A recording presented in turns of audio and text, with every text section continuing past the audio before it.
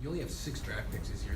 Is that enough to fill your needs, or ideally would you like to pick up 1 or 2? We're used to having more, Grant, and so it's uncomfortable just by virtue of that, what we're accustomed to. I think one thing, as I look at it, the 5th rounder that we don't have, that's Laken Tomlinson, and I think Laken Tomlinson be a really good 5th round pick, and we're thrilled with what he has become. So you kind of have to look at it like that.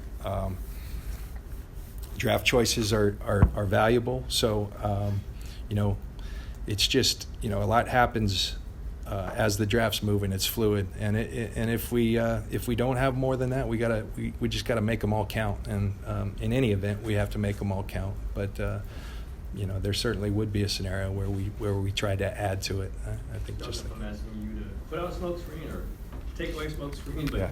you still have a need probably added for another pass rusher. Pass rushing is always great to have.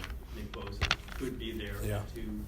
Is there a way he's not a slam dunk candidate for you if he's there too? Yeah, well, I think with another pass rusher, I think the one thing that's attractive to us. We got here a couple of years ago, and the roster was what it was. But I think a chance to be special, to have a group that has an opportunity, and that's all going in, an opportunity to be dominant at something instead of just we're pretty good here, an opportunity to be dominant. And I think we're getting close to having that opportunity. Whether that happens, that's up to the guys and to our, we got to go make that happen. But we feel really good about what D Ford has added to us, and we do feel that if we can add more pieces, we're going to have that chance. And I think we might need it.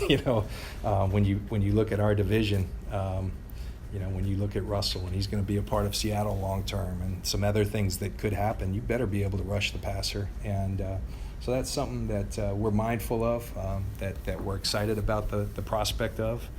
And specific to Nick Bosa, Nick's a heck of a player.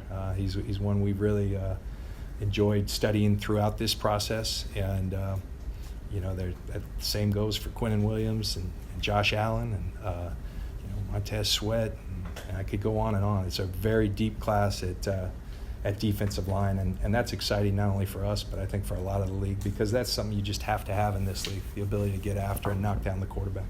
Considering how many first-round picks you have on the interior of your defensive line, why is Quinnen Williams someone you would consider drafting in the second pick? Just because he's an excellent football player. I mean, the season he had may have been as good a college football season I've ever seen. I mean, it was just dominant, and to think that was his first year playing nose tackle. I mean, it's a great story. He goes into Nick Saban and basically says, I want to play nose for you. He never played in there. And, Nick kind of goes on to tell him, what he would have to do to make that happen. It was gaining a lot of weight, doing so in a good fashion, and the kid did. And, gosh, he what a season he had. So he's a spectacular player. And so, when you look at how your roster's currently comprised, when you have an opportunity to get a talent like that, you certainly look at every avenue to improve your team. Can he play nose tackle in the NFL, or is he more of a 3 tech? He can play anything. That guy, he's special. John, being that you guys are considering an interior pass rusher, what does that say about Solomon Thomas or Eric Armstead? You guys have been very patient with over the last 2 seasons. Where would that put them if you guys do address this? Well, we're excited about both those guys. We're not making a big change to our system, but we did go out and bring in Chris Kasarik to work along with Chris Kiffin.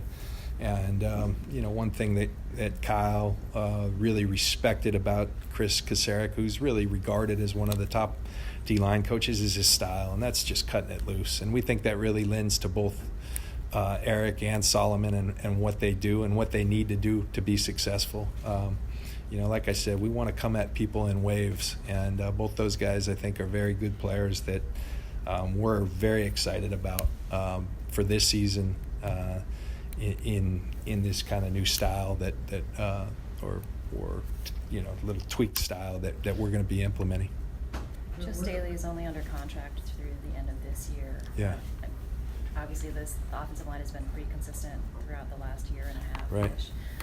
Do you still, since his future is uncertain, do you take a look more at some tackles in the draft? I think you're always looking at the lines and trying to equip yourself for what's to come. But I'll say this about Joe Staley: Joe has a unique opportunity to be a part. We all know what he's meant to this organization. He's got a unique opportunity to be a part of this organization, and my hope is that he only plays for one organization. I think he's a special player. He's a special personality, and I'm not going to get into the specifics of where we're going on all that, but I'll just tell you that my hope, that Kyle's hope, that everybody associated that is involved in these decisions is that Joe never plays any place else but the San Francisco 49ers. We're very pleased with Joe Staley and the way he's playing. For weeks and weeks and weeks, Kyler Murray was definitely going number one. Uh-huh. And then just sort of the past couple of days, now maybe not so. Right. So how do you kind of sort that out? The one thing I know, we're not going to have to wait long, whatever that is, 15 minutes, and then we'll know whether it's them or someone else picking him or someone else. Do I want to know? Sure, just like you do, and just like everybody does, and that's why there's been so many different stories.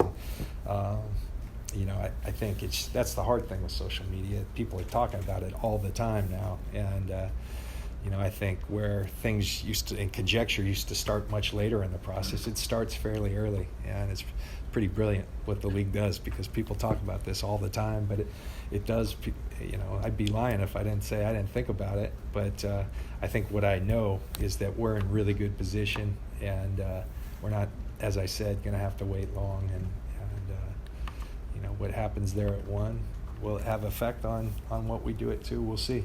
I mean, if the Cardinals do pass on Kyler Murray, would you expect a lot of phone calls? Oh, I thought you were going to say, would you take him?